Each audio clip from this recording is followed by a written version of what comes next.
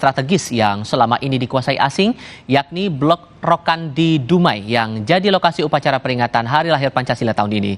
Presiden menyebut kini Indonesia mengambil alih Blok Rokan Migas yang paling produktif dalam sejarah perminyakan Indonesia yang dikelola asing selama 90 tahun lebih.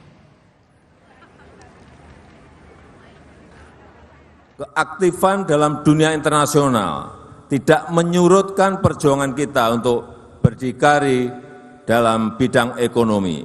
Kita terus perjuangkan kemandirian ekonomi, termasuk melalui industrialisasi di dalam negeri dan melalui hilirisasi di berbagai sektor.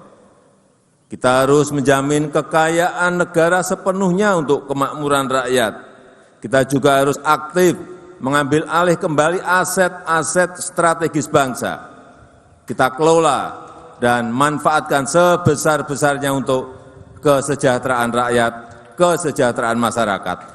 Salah satunya adalah Blok Rokan di Riau ini, tempat yang kita pakai untuk upacara peringatan Hari Lahir Pancasila. Setelah saham mayoritas Freeport kita ambil alih, kemudian kita ambil alih Blok Rokan ini di Dumai, yang merupakan blok migas paling produktif dalam sejarah perminyakan Indonesia.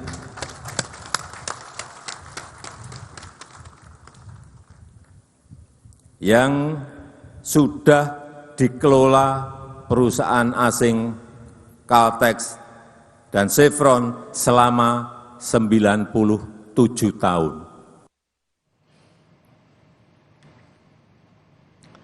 Di tempat berbeda, Ketua Dewan Pengarah Badan Pembinaan Ideologi Pancasila sekaligus Ketua Umum PDI Perjuangan Megawati Soekarno Putri batal hadir dalam upacara peringatan Hari Lahir Pancasila di lapangan Pancasila ND Nusa Tenggara Timur. Namun, Presiden kelima RI itu memberikan pesan agar hukum tidak disalahgunakan untuk membungkam demokrasi.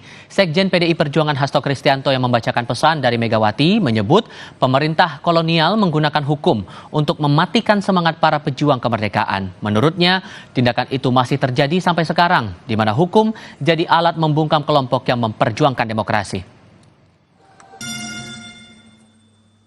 Sehingga dalam situasi sekarang belajar dari ND, hukum seharusnya tidak boleh dijadikan sebagai alat untuk membungkam berbagai aktivis kelompok-kelompok pro-demokrasi. Kalau itu masih terjadi, suara kritis dibungkam dengan hukum, sama saja kita masih menerapkan hukum kolonial.